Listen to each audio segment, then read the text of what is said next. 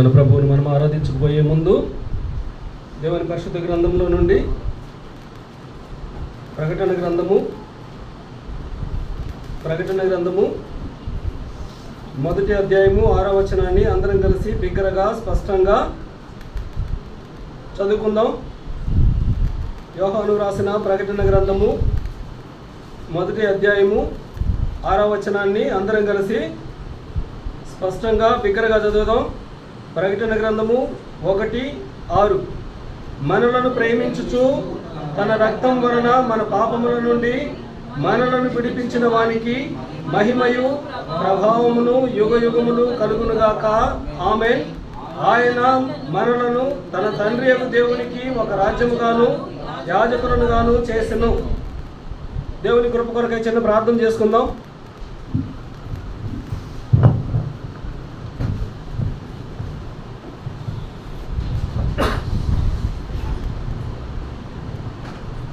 ప్రేమ కలిగిన ప్రియమైన మా తండ్రి, పరిశుద్ధుడమైన మా ప్రభువా, ప్రార్థన ఆలకించే దేవుడవు, ప్రార్థనకు జవాబిచ్చే దేవుడవు, ఇటు గొప్ప దేవుణ్ణి మేము దేవుడిగా కలిగి ఉండే గొప్ప భాగ్యం ఇచ్చినారు ప్రభువా. మీకు స్తోత్రములు చెల్లించుకుంటున్నాము తండ్రి. చదవబడిన వాక్య భాగము మిమ్మల్ని మేము ఆరాధించడానికి ప్రభువా మాకు ఆశీర్వదించి పంచిపెట్టండి. మీ యొక్క జీవగ్రంథంలో నూతనమైన సంగతులు చూడగలిగినట్లు మా కన్నులు తెరవండి, మాతో మాట్లాడండి ప్రభా. మీరు కోరిన ఆరాధన, మీకు ఇష్టమైనటువంటి ఆరాధన మీకు అర్పించి మిమ్మల్ని మహిమపరచడానికి మాకు సహాయం చేయండి ప్రభా. ఈ స్థలంలో నిలవబడడానికి యోగ్యుడిని కానుని మరొకసారి మీ పాసన్నిధిలో ఒప్పుకుంటున్నాను. బలహీనుండని, చేతగాని వాడిని, ఇక్కడ చేరిన మీ బిడ్డలందరికంటే అన్ని విషయాల్లో నేను తక్కువ వాడిని ఒప్పుకుంటున్నాను తండ్రి. ప్రభా, నన్ను మీకు అప్పగించుకుంటున్నాను తండ్రి. మీ రక్త ప్రోక్షణ క్రిందికి వస్తుంటున్నాను. నన్ను బాగా కడగండి, పవిత్రపరచండి, పరిశుద్ధపరచండి, మీ పరిశుద్ధాత్మతో నింపండి. మీ కొరకు ఉపయోగపడే సాధనముగా మీరు వాడుకోమని మీ పాసన్నిధిలో మిమ్మల్ని వేడుకుంటున్నా తండ్రి. దయగలిగిన మా ప్రభువా, ప్రతి ఒక్కరికి వినగలిగిన చెవి, గ్రహించగలిగిన మనసు ఇవ్వండి నా తండ్రి. మీరు ఇచ్చిన వాగ్దానములను చేతబట్టి మిమ్మల్ని ప్రార్థన చేసుకుంటున్నాను ప్రభువా. నీ నోటిని బాగా తెరువు, దాన్ని నింపెదనన్నావు తండ్రి. నా నోరు తెరవడానికి నేను ఇష్టపడుతుంటున్నాను. నా నోట మీ మాటలు ఉంచండి. ఇర్మియా గ్రంథము 1వ అధ్యాయము 7వ వచనము అలాగే 9వ వచనం కూడా జ్ఞాపకం చేసుకుంటున్నాను తండ్రి. ప్రభువా, మీ ప్రజలకు ఏ మాటలు పంచిపెట్టాలో అట్టి మాటలు మాత్రమే నా నోట ఉంచండి నా తండ్రి. కాని మాట ఏది నా నోట రానివ్వక మీకు మహిమ తెచ్చే మాటలు మాత్రమే నా నోట ఉంచండి. మీ ప్రజల ఆత్మీయ క్షేమము నిమిత్తం వారికి కావాల్సిన మాటలు మీరు దయచేయండి. దయగలిగిన మా ప్రభువా, మీరు తీసుకొచ్చిన మీ బిడ్డలందరిని బట్టి మీకు స్తోత్రములు. ఇంకా రావాల్సిన ప్రభు బిడ్డల కొరకు మరొకసారి మీ పాసన్నిధిలో ప్రార్థన చేస్తున్నాను ప్రభా. త్వరపెట్టి తీసుకురండి దయగలిగిన మా తండ్రి. ఈ సమయము మాకు దీవెనకరంగా ఉంచమని, మీరు మాతో మాట్లాడమని మీ పాసన్నిధిలో ప్రార్థన చేసుకుంటున్నాను. అలాగే మీరు పంపిన వానికి ఆత్మను కొరతగా అనుగ్రహించే దేవుడు కాదని యోహాను 3:34 జ్ఞాపకం చేసుకుంటున్నాను ప్రభా. సహాయం చేయవలసిందిగా వేడుకుంటూ స్తుతి వందనములు మీకు చెల్లించుకుంటూ, మా రక్షకుడు, మా విమోచకుడు, మమ్మల్ని ప్రేమించి ప్రాణం పెట్టిన యేసు ప్రభు వారి నామములో స్తుతించి ప్రార్థించి మిక్కిలి వినయముగా అడిగి వేడుకుంటున్నాను పరమ తండ్రి. ఆమేన్.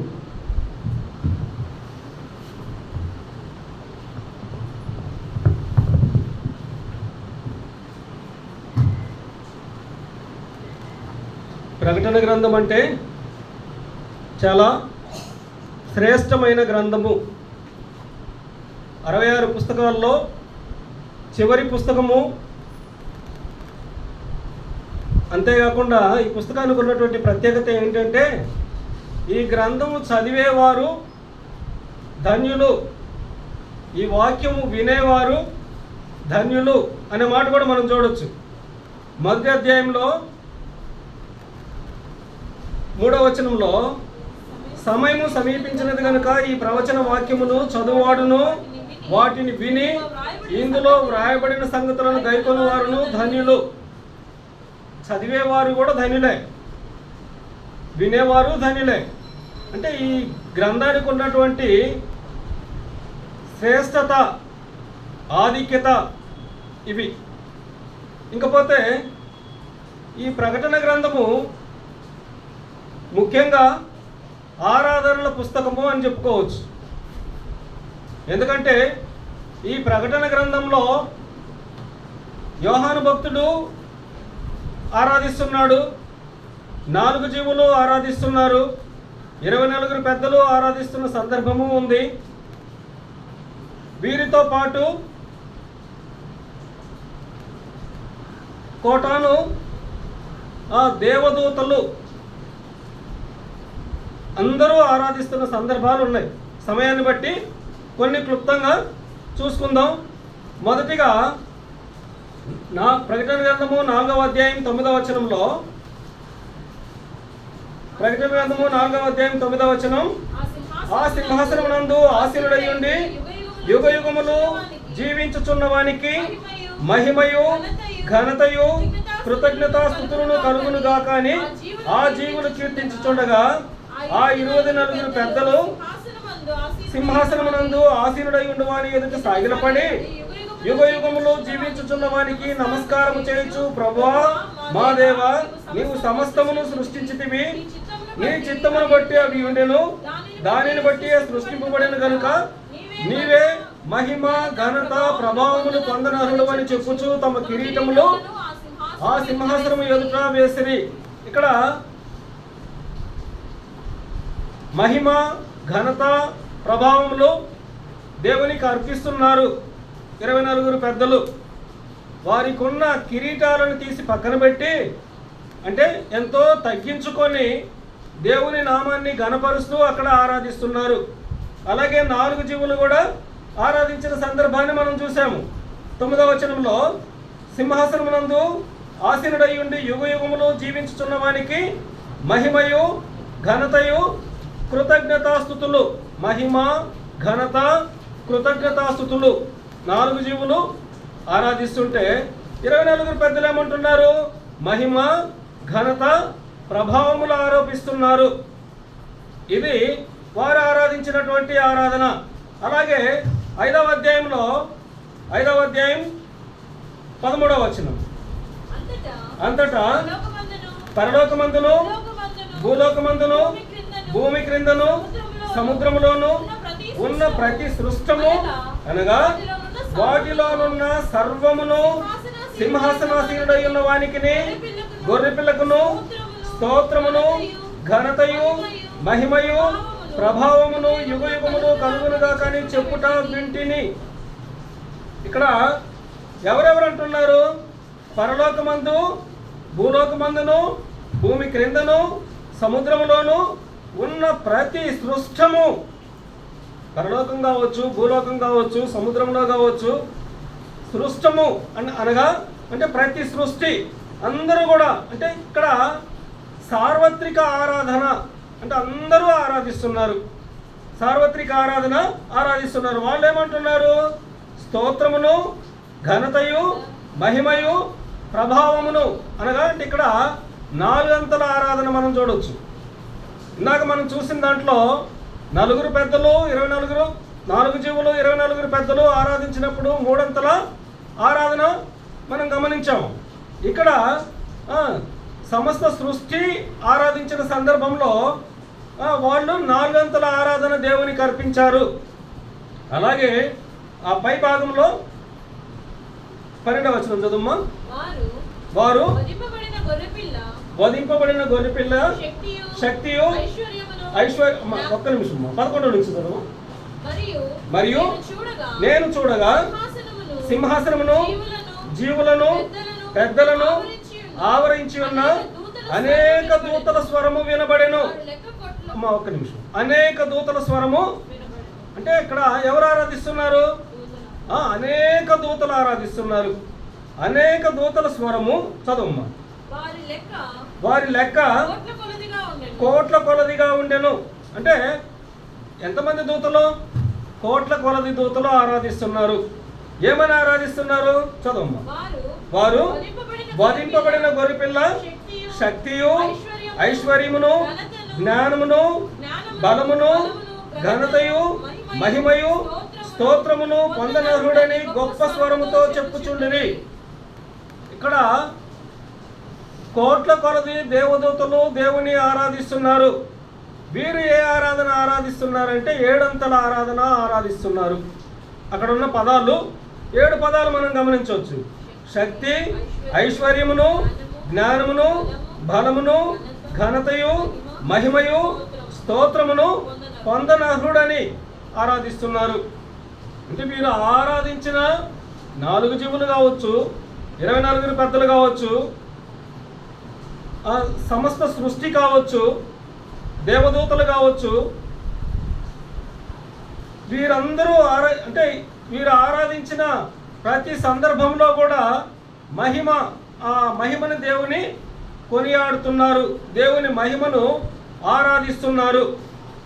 ఇప్పుడు మనము ప్రకటన గ్రంథం 1వ అధ్యాయం 6వ వచనంలోనికి వద్దాం. ప్రకటన గ్రంథం 1వ అధ్యాయం 6వ వచనం. మనలను ప్రేమించుచు తన రక్తం వలన మన పాపముల నుండి మనలను విడిపించిన వానికి మహిమయు ప్రభావమును యుగయుగములు కలుగునుగాక. ఆమేన్. ఇక్కడ మనం 2 అంతల ఆరాధన మనం గమనించవచ్చు. మహిమ, ప్రభావము అంటే ఇక్కడ ఈ ఆరాధన అంటే ప్రకటన గ్రంథంలో 2 అంతల ఆరాధన ఉంది, 3 అంతల ఆరాధన ఉంది, 4 అంతల ఆరాధన ఉంది, 7 అంతల ఆరాధన ఉంది. అంటే ఇంతగా ఆరాధించారు. అందుకే ప్రకటన గ్రంథాన్ని ఆరాధనల పుస్తకం అని అనవచ్చు. సరే, వీరందరూ ఆరాధించారు. సృష్టిలో సమస్తము ఆరాధించినట్లుగా మనం చూస్తున్నాం. అంటే కోటాను దేవదూతలు ఆరాధించారు, సృష్టింపబడిన ప్రతి ఒక్కరూ ఆరాధించారు, 4 జీవులు ఆరాధించారు, 24 పెద్దలు ఆరాధించారు. మరి నువ్వు నేను కూడా ఆరాధించాలని ఆయన కోరుకుంటున్నాడు. మనం ఏమైనా ఆరాధించాలి. సరే, వీరంటే కొంతమంది 2 అంతల ఆరాధన, కొంతమంది 3 అంతల ఆరాధన, కొంతమంది 4 అంతల ఆరాధన, కొంతమంది 7 అంతల ఆరాధన ఆరాధించారు దేవుని మహిమపరచడానికి. మరి మనము మన దేవుని మహిమపరచడానికి మనం ఎన్నంతల ఆరాధన చేస్తే దేవునికి మహిమ కలుగుతుంది, మనము దేవుని రుణం ఎలా తీర్చుకోగలము? వీరందరి కోసం కూడా దేవుడు ప్రభువైన యేసుక్రీస్తు ప్రాణం పెట్టలేదు.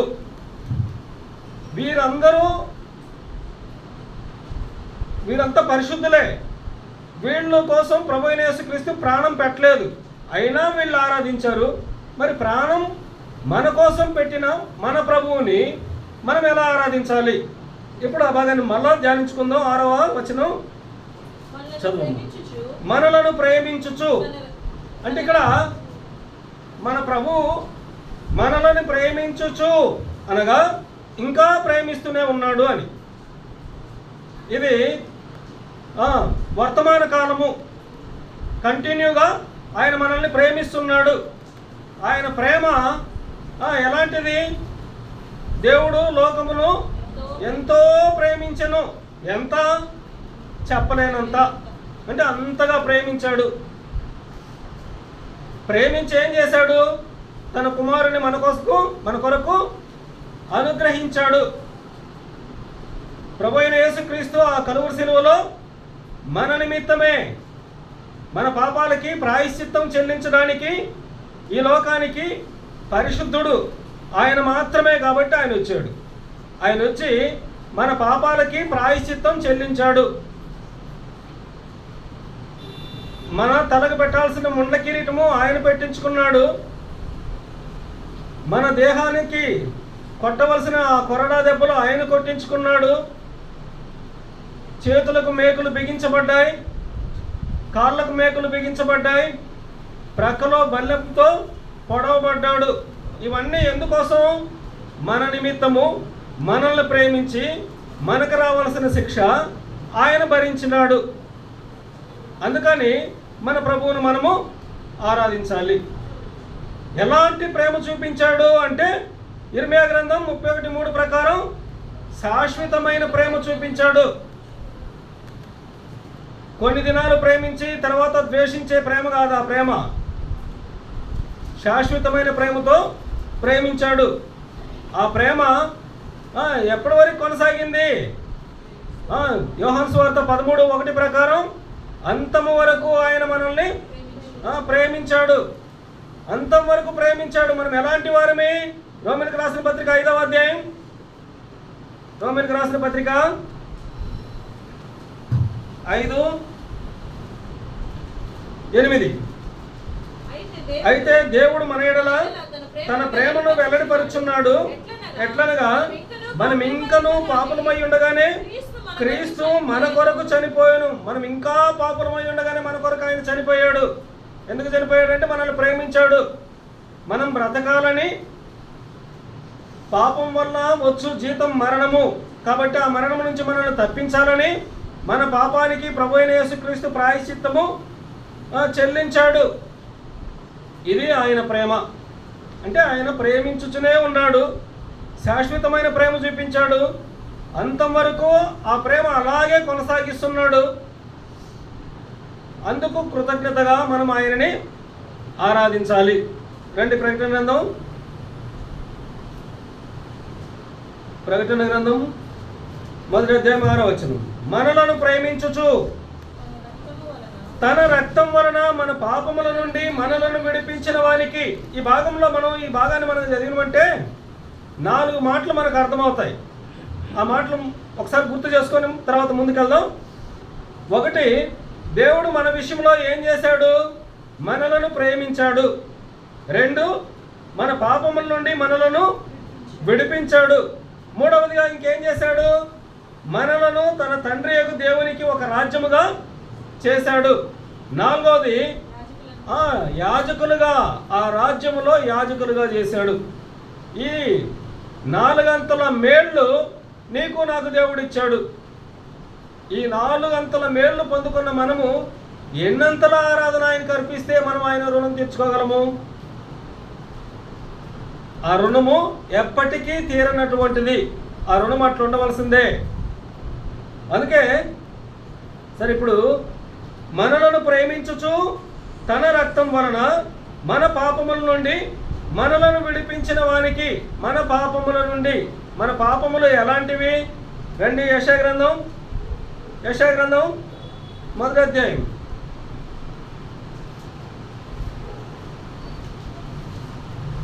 18 చదువుమ్మా. యెహోవా ఈ మాట సెలవిచ్చుచున్నాడు, రండి మన వివాదము తీర్చుకొందము. మీ పాపమును రక్తం వలె ఎర్రనివైనను అవి హిమము వలె తెల్లబడును. కెంపు వలె ఎర్రనివైనను అవి గొర్రెబొచ్చు వలె తెల్లని వగును. అంటే మన పాపములు ఎర్రనివైనా ఏం చేస్తాడంట? తెల్లగా, అంటే పరిశుద్ధంగా అని. పాపం అనేది లేకుండా ఆయన మన పాపాలన్నింటినీ కడిగి వేస్తాడు. పాపలమైనటువంటి మనల్ని ఆయన ఏం చేశాడో ఒక్కసారి గుర్తు చేసుకుందాం. యెషయా గ్రంథం 43వ అధ్యాయం 25వ వచనంలో, యెషయా గ్రంథం 43వ అధ్యాయం 25వ వచనం, 43:25. నేనే నా చిత్తానుసారముగా నీ అతిక్రమములను తుడిచివేయుచున్నాను. నేను నీ పాపములను జ్ఞాపకము చేసుకొనును. నేను నీ పాపములను ఆయన అంటే మన పాపాలని ఆయన ఇంకా ఎప్పటికీ గుర్తు చేసుకోడు. నువ్వు పాపివి, నీకు శిక్ష ఉంది. సాధారణంగా మనం చిన్నపిల్లల స్వభావం చెప్తా, రే నువ్వు ఈ తప్పు చేసావు కదా, ఉందలే నీకు ఉందలే, సారీ చెప్తా నీ కథ అని అంటారు. అంటే పిల్లవాడి స్వభావం అది. అంటే వాడు చిన్న తప్పు చేశాడు, ఆ తప్పుని వాడు మర్చిపోడు. నేను నాన్న చెప్తానయ్యా నీ గురించి అని అంటాడు. అంటే ఇక్కడ యేసు ప్రభు అలా మనసులో పెట్టుకొని పగ తీర్చుకునేవాడు కాడు. ఆయన మన పాపములను ఆయన జ్ఞాపకము చేసుకోడు. అంటే మర్చిపోయాడు. ఇంకెప్పటికీ మన పాపాలన్నింటినీ ఆయన కడిగాడు, పవిత్రపరిచాడు, ఇంకా మర్చిపోయాడు అని. అలాగే హెబ్రీయులకు రాసిన పత్రికలో కూడా 10వ అధ్యాయంలో హెబ్రీ 10 10వ అధ్యాయం 17వ వచనం. వారి పాపములను వారి అక్రమములను ఇక ఎన్నటికి జ్ఞాపకం చేసుకోను. వారి పాపములను ఇక ఎన్నటినీ జ్ఞాపకం చేసుకోను అంటాడు. అక్కడే హెబ్రీయులకు రాసిన పత్రికలో 8వ అధ్యాయంలో, హెబ్రీయులకు రాసిన పత్రిక 8వ అధ్యాయము 12వ వచనంలో కూడా అదే మాట మనం గమనించవచ్చు. నేను వారి దోషముల విషయమై దయగలిగి వారి పాపములను ఇకను ఎన్నడూ జ్ఞాపకం చేసుకోనని ప్రభువు సెలవిచ్చుచున్నాడు. అంటే మన పాపాలను ఇంకెప్పటికీ ఆయన జ్ఞాపకం చేసుకోడు. అంటే మనల్ని సంపూర్ణంగా క్షమించేశాడు. రండి ఇప్పుడు మీకా గ్రంథంలో నుంచి, మీకా గ్రంథము 7వ అధ్యాయం 19వ వచనం. మీకా గ్రంథము 7వ అధ్యాయం 19వ వచనం.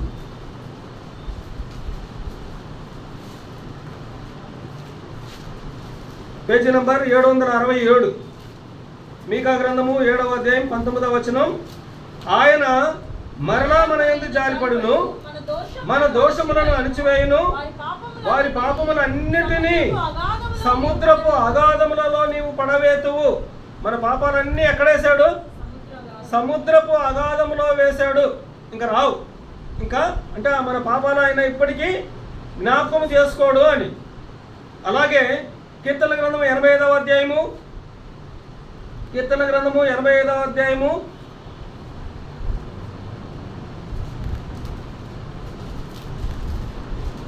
2వ వచనం. నీ ప్రజల దోషమును పరిహరించి ఉన్నావు, వారి పాపమంతయు కప్పివేసి ఉన్నావు. వారి పాపమంతా ఏం చేశాడు? కప్పివేశాడు. వారి పాపమంతయు కప్పివేసి ఉన్నాడు. అలాగే 103వ కీర్తనలో కూడా ఈ మాట మనం గమనించవచ్చు. 103 12వ వచనం. 103వ కీర్తన 12వ వచనంలో పడమటికి తూర్పు ఎంత దూరమో ఆయన మన అతిక్రమములను మనకు అంత దూరపరిచి ఉన్నాడు. అంటే మన పాపానికి అంత దూరపరిచి ఉన్నాడు అని. అంటే మన పాపాలు ఇంకా ఆయన ఎప్పటికి గుర్తుపెట్టుకోడు. సముద్రపు అగాధంలో వేశాడు. ఇంకో చోట మన పాపాలన్నీ ఆయన వీపు మీద పారవేసి ఉన్నాడని కూడా దేవుని వాక్యం ఉంది. కీర్తన గ్రంథంలోని 32వ అధ్యాయంలో 32వ కీర్తన 1వ వచనంలో నుంచి మనం గమనించినట్లయితే, తన అతిక్రమములకు పరిహారమునందినవాడు, తన పాపములకు ప్రాయశ్చిత్తమునందినవాడు ధన్యుడు. అంటే మన పాపాలన్నిటికీ ప్రాయశ్చిత్తం చెల్లించాడు కాబట్టి మనం ఎవరమే? ధన్యులమయ్యాము. అందుకని మన ప్రభువును మనము ఆరాధించుకోవచ్చు. యెహోవా చేత నిర్దోషిని ఎంచబడిన వాడు, ఆత్మలో కపటము లేనివాడు ధన్యుడు. సరే 5వ వచనం చదువుమా. నా దోషమును కప్పుకొనక నీ ఎదుట నా పాపమును ఒప్పుకొంటిని, యెహోవా సన్నిధిని నా అతిక్రమమును ఒప్పుకొందును అనుకొంటిని. నీవు నా పాప దోషమును పరిహరించి ఉన్నావు. నా పాప దోషాలన్నింటినీ నువ్వు పరిహరించి ఉన్నావు. అందుకని నేను నిన్ను ఏం చేయాలి? మనము ఆరాధించాలి. ఇక్కడ ప్రకటన గ్రంథం 1వ అధ్యాయం 6వ వచనం. ప్రకటన గ్రంథము 1వ అధ్యాయం 6వ వచనంలో మనలను ప్రేమించుచు తన రక్తం వలన మన పాపముల నుండి చాలమ్మా. తన రక్తం వలన మన పాపముల నుండి మనలను విడిపించిన వానికి, ఫుట్నోట్లో ఏముంది? కడిగిన వానికి. అంటే మన పాపములను ఆయన కడిగేశాడు. అంటే ఇంక లేవు. మన పాపాలన్నీ ఏం చేశాడు? ఆయన కడిగివేశాడు. ఆయన మర్చిపోయాడు. ఆయన వీపు మీద పారవేశాడు. సముద్రపు అగాధంలో వేశాడు. ఇంకెప్పటికీ మన పాపాలకు జ్ఞాపకం తెచ్చుకోడు. మన పాపాలన్నింటినీ కప్పివేసినాడని కూడా మనం చదువుకున్నాం. అంటే మనలో పాపం మన నుంచి దూరం చేసినందుకు మనము ఆయనకి కృతజ్ఞతాస్తుతులు చెల్లించే వారంగా ఉండాలి. మన చదువు. మనలను ప్రేమించుచు తన రక్తం వలన మన పాపముల నుండి మనలను విడిపించిన వానికి. ఒక్క నిమిషం. మన పాపముల నుంచి మనల్ని విడిపించాడు. ఎలా విడిపించాడు? అక్కడ ఉన్నటువంటి భాగం ఏమైంది? తన రక్తం వలన మనల్ని మన పాపముల నుంచి విడిపించాడు. ఆ రక్తం ఏం చేసింది? రండి, యోహాను పత్రిక మొదటి పత్రిక 1వ అధ్యాయము. యోహాను పత్రిక 1వ అధ్యాయము 7వ వచనం. అయితే ఆయన వెలుగులో ఉన్న ప్రకారము మనమును వెలుగులో నడిచిన యెడల మనము అన్యోన్య సహవాసము గలవారమై ఉందుము. అప్పుడు ఆయన కుమారుడైన యేసు రక్తము ప్రతి పాపము నుండి మనలను పవిత్రులుగా చేయును. యేసు రక్తం ఏం చేసింది? ప్రతి పాపము నుంచి మనల్ని పవిత్రులుగా చేసింది. అందుకని మన ప్రభువును మనం ఆరాధించాలి. ఇంకా యేసు రక్తం ఏం చేసింది? ఇంకా ఏం చేసిందంటే అక్కడే ఎఫెసీయులకు రాసిన పత్రిక 1వ అధ్యాయం 7వ వచనం. దేవుని కృపా మహదైశ్వర్యమును బట్టి ఆ ప్రియుని యందు ఆయన రక్తం వలన మనకు విమోచనము అనగా మన అపరాధములకు క్షమాపణ మనకు కలిగి ఉన్నది. ఆయన రక్తం మనకి ఏం చేసింది? ఆయన రక్తం వలన మనకు విమోచనము కలిగింది. అంటే మనల్ని విడిపించాడు కదా. ఎలా విడిపించాడు? ఆయన అమూల్యమైన రక్తము చేత మనల్ని విడిపించాడు. అందుకని మన ప్రభువును మనము ఆరాధించాలి. అక్కడ 14వ వచనం కూడా చదువమ్మా. దేవుని మహిమకు కీర్తి కలుగుటకై ఒక్క నిమిషం 2:13 చదువు. ఎఫెసీయులకు రాసిన పత్రిక 2వ అధ్యాయం 13వ వచనం. అయినను మునుపు దూరస్తులైన మీరు ఇప్పుడు క్రీస్తు యేసునందు క్రీస్తు రక్తం వలన సమీపస్తులై ఉన్నారు. క్రీస్తు రక్తం వలన ఇప్పుడు మనం ఏమయ్యాము? సమీపస్తులమయ్యాము. దేవుని సన్నిధికి వచ్చి దేవుని మనం ఆరాధించుకోవచ్చు. దేవుడు పరిశుద్ధుడు. ఇందాక మనం చెప్పుకున్నట్లుగా 4 జీవులు, 24 పెద్దలు, దూతలు వీరందరూ పరిశుద్ధులు కాబట్టి ఆయన ఎదుట సాగిలపడి ఆయనను ఆరాధిస్తున్నారు. మనము వాస్తవంగా అయితే పాపాత్ములమే.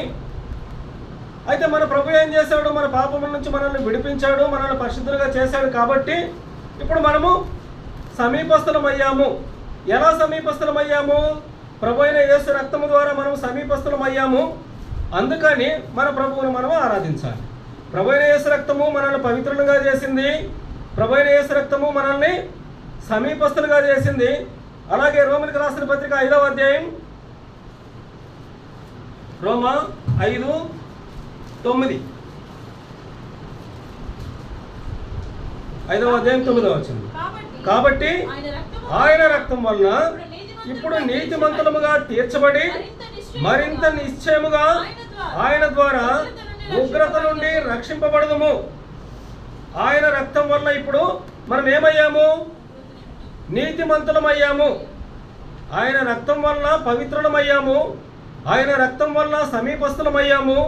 ఆయన రక్తం వలన నీతిమంతులమయ్యాము. కాబట్టి ఆయన రక్తం వలన ఇప్పుడు నీతిమంతులముగా తీర్చబడి మరింత నిశ్చయముగా ఆయన ద్వారా ఉగ్రత నుండి రక్షింపబడదుము.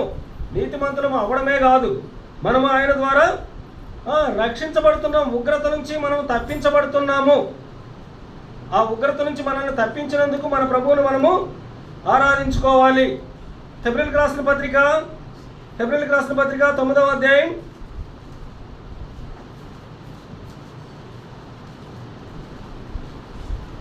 14వ వచనం.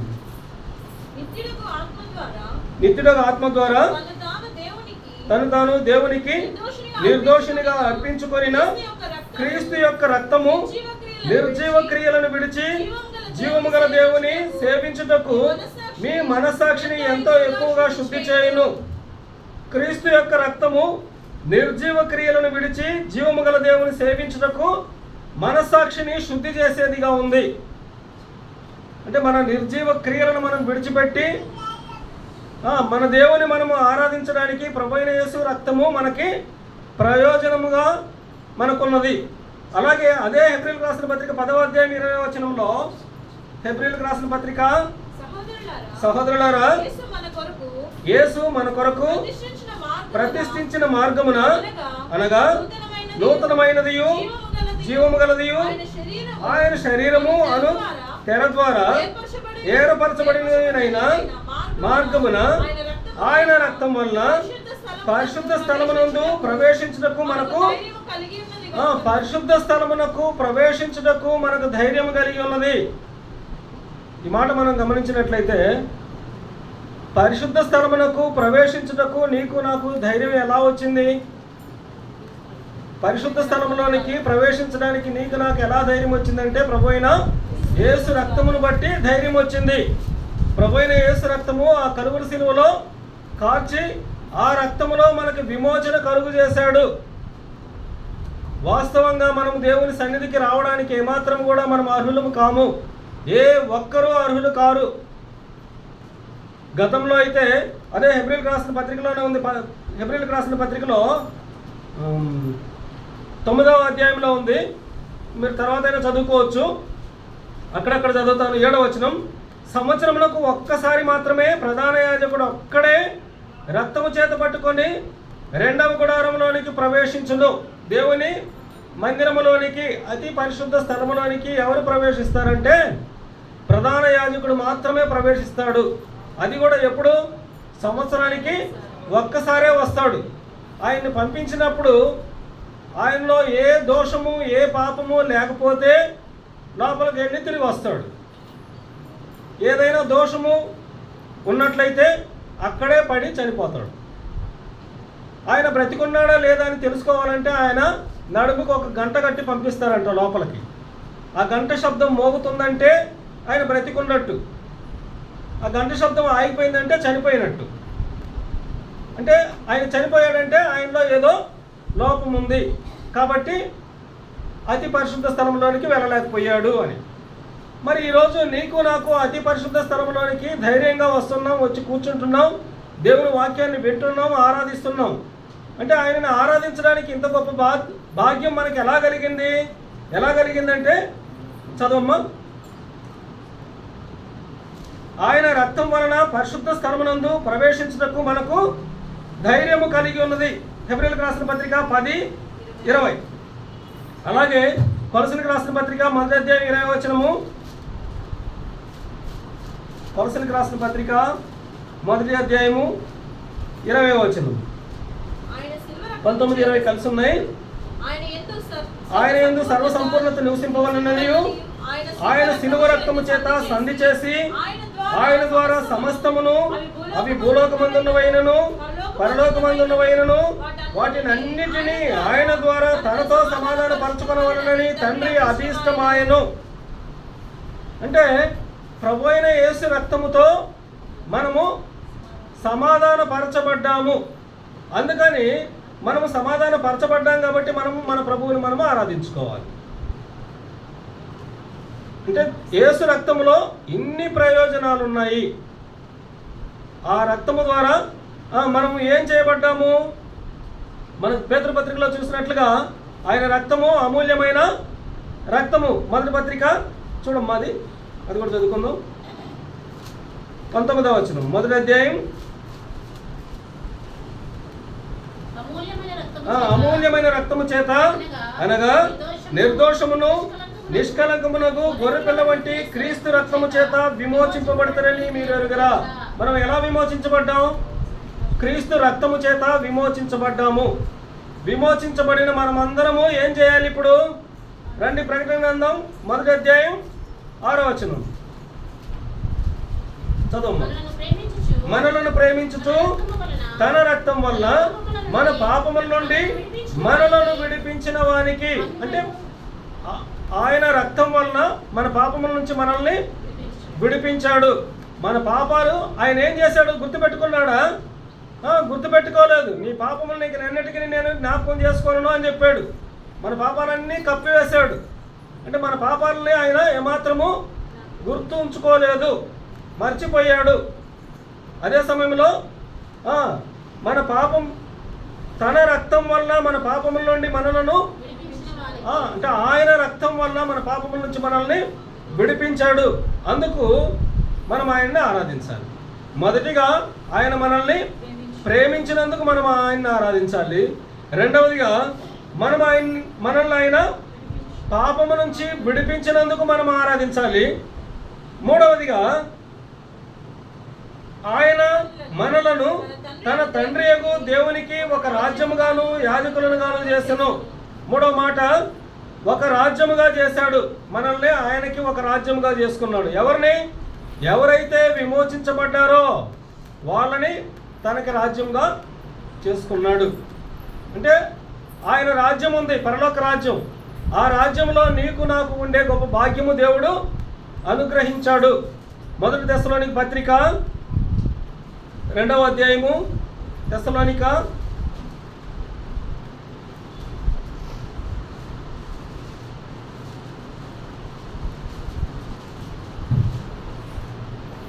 2:11 చదువు.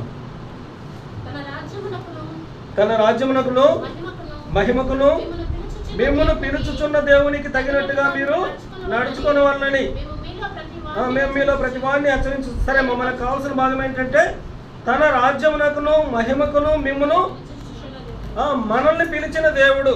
ఎక్కడికి పిలిచి అంటే మనల్ని విమోచించిన తర్వాత తన రాజ్యానికి మనల్ని పిలుచుకున్నాడు. లూకాసు వార్తలో చివరి సందర్భంలో సిలువ వేసినప్పుడు ప్రభువైన యేసుక్రీస్తుని రెండవ దొంగ అంటాడు, ప్రభువా నీ రాజ్యములో నన్ను జ్ఞాపకం చేసుకోవాలి. అంటే ఆయన రాజ్యం ఉంది, ఆ రాజ్యంలో నీకు నాకు ఉండే గొప్ప ధన్యత దేవుడు అనుగ్రహించాడు. అందుకని మన ప్రభువును మనము ఆరాధించుకోవాలి. 1 పేతురుపత్రిక 2వ అధ్యాయము 9వ వచనం. అయితే మీరు చీకట్లో నుండి ఆశ్చర్యకరమైన ఆ వెలుగులోనికి మిమ్మును పిలిచిన వాని గుణాతిశయములను ప్రచురము చేయ నిమిత్తము ఏర్పరచబడిన వంశమును, రాజులైన యాజక సమూహమును, పరిశుద్ధ జనమును, దేవుని సొత్తైన ప్రజలనై ఉన్నారు. ఇప్పుడు మనం ఎవరమే? రాజులైన యాజక సమూహములో మనల్ని చేర్చాడు. అందుకని మన ప్రభువును మనము ఆరాధించాలి. మరి రాజులైన యాజక సమూహం ఏం చేయాలి? ఆయనని ఆరాధించాలి. మన చదువమ్మా.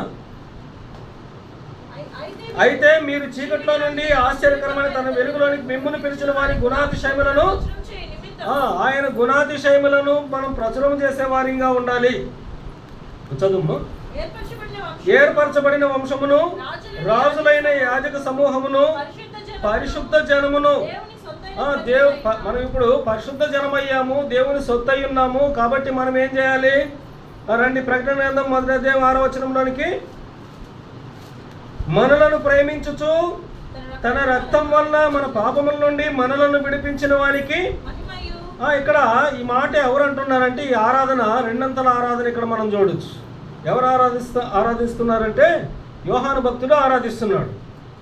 మహిమయు ప్రభావమును యుగయుగమును కలుగునుగాక అని. ఇప్పుడు మనము కూడా ఆ మాట చెప్పగలగాలి. మనలను ప్రేమించుచు, నన్ను ప్రేమించుచు తన ప్రభువైన యేసుక్రీస్తు రక్తం వల్ల నా పాపముల నుండి నన్ను విడిపించిన వానికి నేను మహిమా ప్రభావమును చెల్లిస్తున్నాను అని చెప్పగలగాలి. అదే సమయంలో ప్రేమించి విడిపించడమే కాదు, ఇంకా ఏం చేశాడు? తన రాజ్యంలో ఉండే భాగ్యం ఇచ్చాడు. ఆ రాజ్యంలో కూడా ఏదో సాదాసీదాగా కాదు, యాజకులుగా చేసుకున్నాడు. అంటే ఆయనకి యాజకులు ఏం చేస్తారు? ఆరాధన చేస్తారు, దేవుని మహిమపరుస్తారు. ఆ భాగ్యము నీకు నాకు దేవుడు ఇచ్చాడు కాబట్టి మనము ఆరాధించాలి. అంటే వీరందరూ ఆరాధించారు.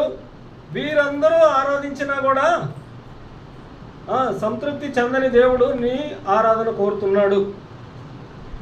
మన ఆరాధన ఆయన కోరుతున్నాడు. ఆయన మనం ఆరాధించాలని ఆయన వెతుకుతున్నాడు అనే ఇంకో చోట కూడా ఉంది. యోహాను సువార్త 4వ అధ్యాయం 23వ వచనంలో. వెతుకుతూ వచ్చినప్పుడు అంజూరపు చెట్టు దగ్గరికి వెళ్ళాడు. ఆకలితో వెతుకుతున్నాడు, ఒక్క పండు కూడా లేదు. అప్పుడు ఏమైంది? ఆ అంజూరపు చెట్టుని శపించాడు. అదేవిధంగా ఆయన మనల్ని కూడా వెతుకుతున్నాడు. ఆ అంజూరపు చెట్టు దగ్గర ఏం వెతికాడు? తన ఆకలి కోసం పండు వెతికాడు. ఇప్పుడు మన దగ్గర ఏం వెతుకుతున్నాడు? మనము జిఫా ఫలాలు ఆయనకు అర్పించాలని ఆయన మనల్ని వెతుకుతున్నాడు. వెతికినప్పుడు మనము ఆయన వెతికినప్పుడు ఆయన కోరిన రీతిగా మనం ఆరాధిస్తే సంతోషిస్తాడు. మనం ఖచ్చితంగా ఆరాధించాలి. ఎందుకు ఆరాధించాలంటే ఈ 4 అంతుల విషయాలు మనం చూసాము. మనల్ని ప్రేమించాడు, ప్రేమించినందుకు కృతజ్ఞతగా మనము ఆయనకి ఆరాధన చెల్లించాలి. ప్రేమించడం మాత్రమే కాదు, తన అమూల్యమైన రక్తమును కార్చి ఆ రక్తము ద్వారా మన పాపాలని క్షమించాడు, మన పాపాలన్నింటినీ కడిగి వేశాడు, మన పాపాలని ఇంక ఇప్పటికీ జ్ఞాపకం చేసుకోనని చెప్పాడు. అందుకు ఆయనకి మనము ఆరాధన చెల్లించాలి. అలాగే ఆయన రాజ్యంలో మనల్ని పౌరులుగా చేసుకున్నాడు, అందుకని మనం ఆరాధించాలి. అంతేకాకుండా ఆ రాజ్యంలో మనకి ఎంతో గొప్ప ఆధిక్యత అయినటువంటి యాజకులుగా చేసుకున్నాడు. దానికి కృతజ్ఞతలు చెల్లించే వారిగా ఉన్నప్పుడు దేవుడు మనల్ని బట్టి సంతోషిస్తాడు. దేవుడి మాటలు దీవించుగాక. అన్న పాట పాడుతా ఉన్నా.